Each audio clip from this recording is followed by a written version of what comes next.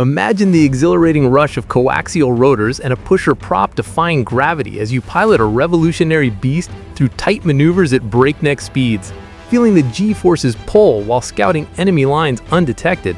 Or could this high-speed innovator, the Sikorsky-Boeing SB-1 Defiant, have left pilots yearning for what could have been in 2025's drone-dominated wars? Its untapped agility, a ghost in the machine against hypersonic threats that outrun conventional helos.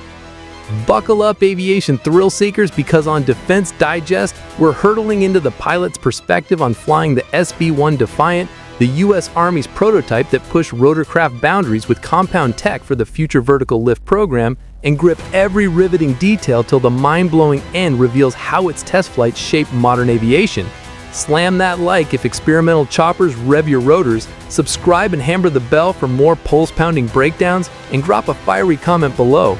What's your dream revival for the Defiant, and could it outmaneuver a hypersonic swarm if revived today?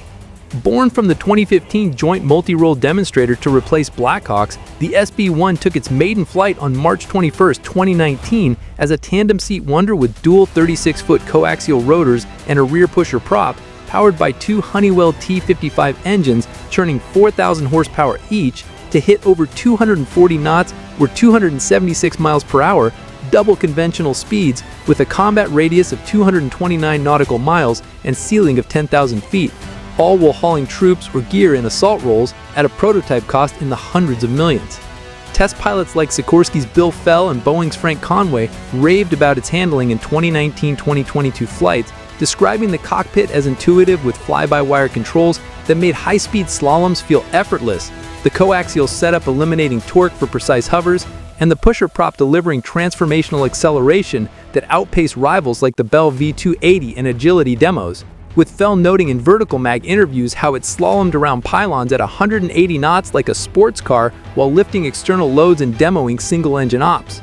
Picture the thrill, pilots banking hard in Florida ranges, G-forces pinning them as the Defiant zipped low level at 211 knots by 2021, its reduced vibration and noise making long missions comfortable, yet the program's 2022 cancellation after $1 billion spent, favoring the V280 for FLRAA, left aviators lamenting its potential in urban combat, with tech like X2 compound lift influencing ongoing S-97 Raider tests through mid-2025.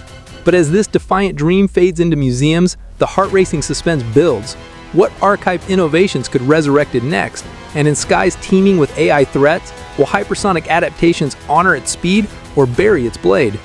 Don't hover away now, soak up every high-speed beat. Like if this hooked your hovers, comment your Defiant pilot fantasies to fuel the frenzy, share with your squadron for the ultimate buzz, and subscribe to Defense Digest for endless epics on the rotors that rule the realm, because the next vertical victory could Defiant strike anytime.